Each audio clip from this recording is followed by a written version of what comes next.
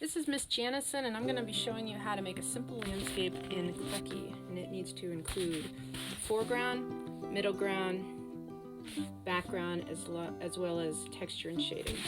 Step 1, open the program, draw a simple line going across about 2/3 of the way up. And you're going to add mountains, 3 layers of mountains, just like that. Make sure your lines are all complete and touching the edges of things and each other, otherwise you'll have your colors bleed. Next thing you're going to do is add some kind of object in the foreground. In this case I'm just doing like a Christmas tree type shape, but you could do anything. It doesn't have to be complex or even realistic, it just has to be some kind of shape.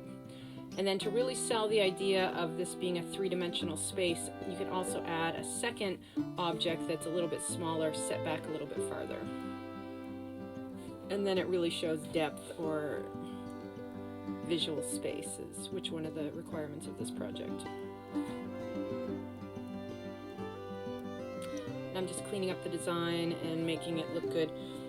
Places where my design ends right where the mountains are, I'm moving them so that it looks a little better. And I'm just erasing the landscape lines. Next you're going to create a second layer. This is going to be called layer number 2, and you're going to do it by hitting the plus sign. This is going to create a blank layer.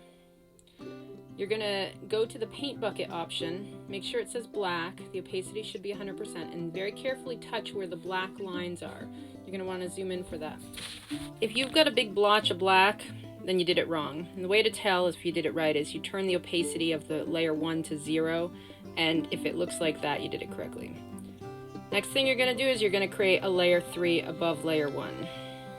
This is the layer you're going to add color to. So go ahead and add color to all your spots.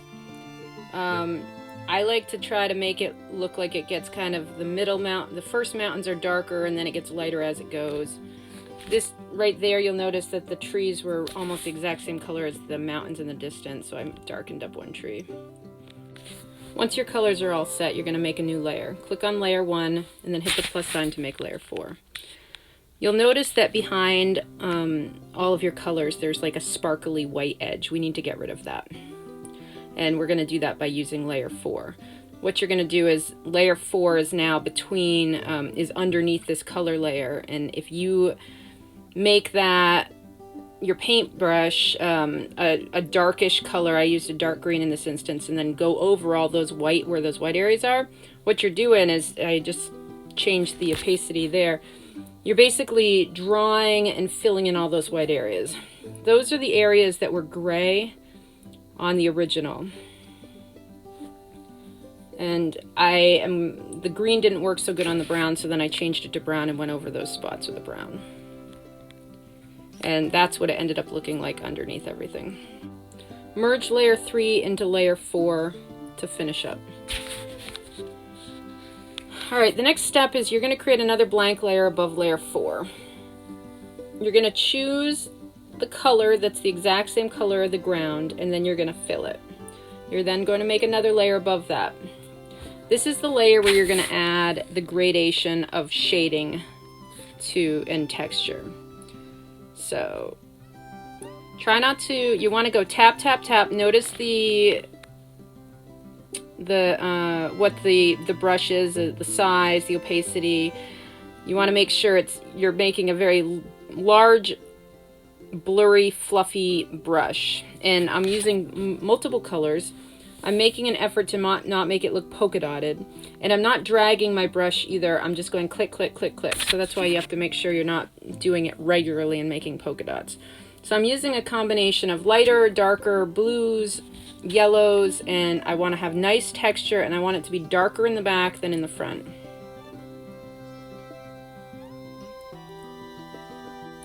So this is how you're going to avoid having to do any erasing.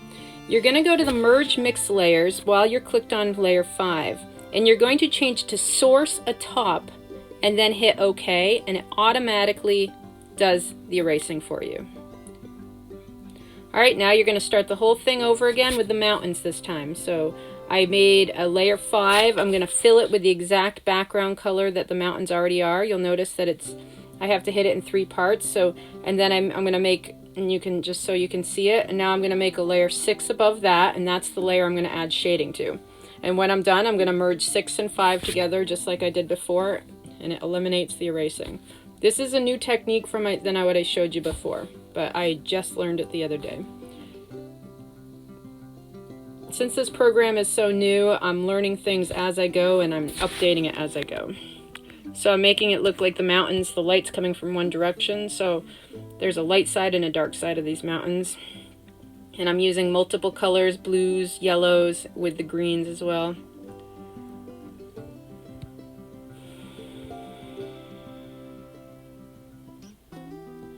So now I got it about what I want, so I'm going to go back to layers. I'm going to click on the merge button, and I'm going to hit source atop, OK, and it automatically erases it for you once again. Alright, now I'm going to make a new layer. Now it's going to be layer 6. Remember, every time you merge it, you lose one of those numbers, so the numbers get a little funky. I just filled in the color with layer 6. I'm making another blank layer, layer 7. This is going to be my blending, shading, texture layer, and I add the texture and the shading to it. We're making the bottom of the mountains darker than the top side.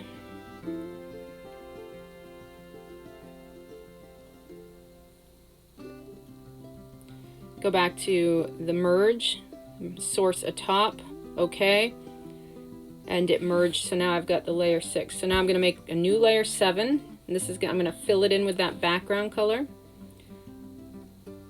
And then I'm going to create another layer above that, layer 8, and that's going to be my blending shading layer.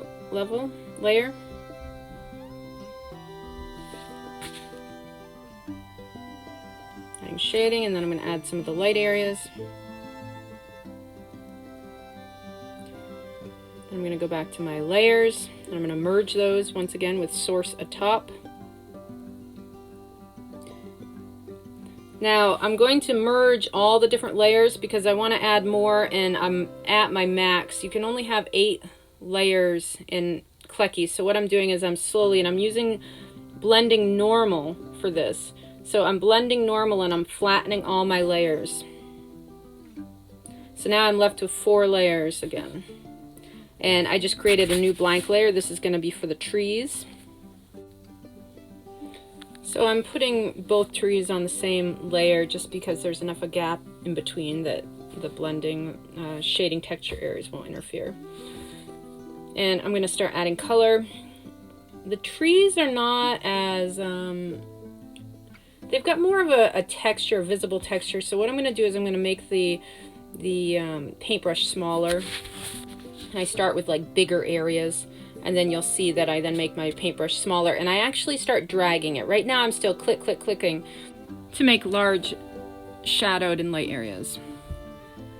Now I'm going to make my brush smaller, and I'm going to actually start dragging it to make more of a branch-like shape. And I'm going to keep it going with the lighter areas on the light side of the tree and the darker areas on the dark side of the tree, intermingling somewhat because there will be shadows underneath some of the branches.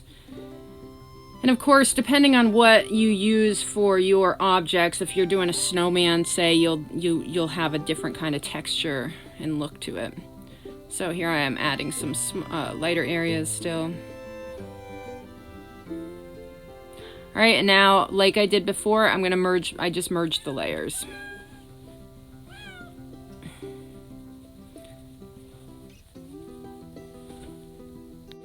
Next, we're going to add the ground shadow. What you want to do is click on layer 2, which is your black line layer, and make a copy of it. Then you're going to take that layer, you're going to go to edit, and you're going to hit perspective. This is going to be a little complicated. You're going to take both of the bottom circles. You're going to drag it up above where your bottom of your shape is. And then you're going to grab one corner, and it's going to make your line drawing disappear. But when you grab the other corner, it's going to show up again. You want to position these so they look like they're a shadow on the ground going off to one side. Make sure these are opposite where your light, like where the sun is located. You don't want to have your shadow on the same side as the sun because that's not realistic. So my sun's coming from the left, so my shadow's going to be on the right. And I want to line up the bottom of the the trees, in this case, with the bottom of the trees. So the line drawing of the bottom of the trees lined up with the trees themselves. And I just do the best I can with it.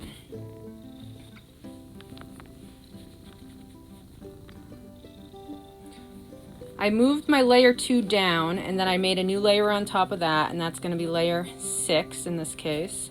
And I'm going to choose a light transparent color green in this instance. If you have a different color ground, then choose a different one. But what I'm trying to do is I'm trying to make a really light transparent shadow, so in this case it'd be green. Different color ground, do a different color, but make it transparent. Once I've done that, I'm going to use my color picker, and I'm going to pick the color of the background, the closest I can get it, and I just fill in where those lines were. I hid the layer that the layer 2 copy. So now I'm left with just where the shadows are, because I filled in those lined areas. So I just filled in those gaps, and I'll fill in, I have to re-choose with my color picker, and then I fill in those other gaps and make it touch perfectly to the bottom of the tree. And then if there's any holes in my shadow, I'll take care of filling those as well, such as these. And since the color was different, I have to use the color picker once again. In this program, using the color picker, the eyedrop picker, is a super useful tool. Use it all the time.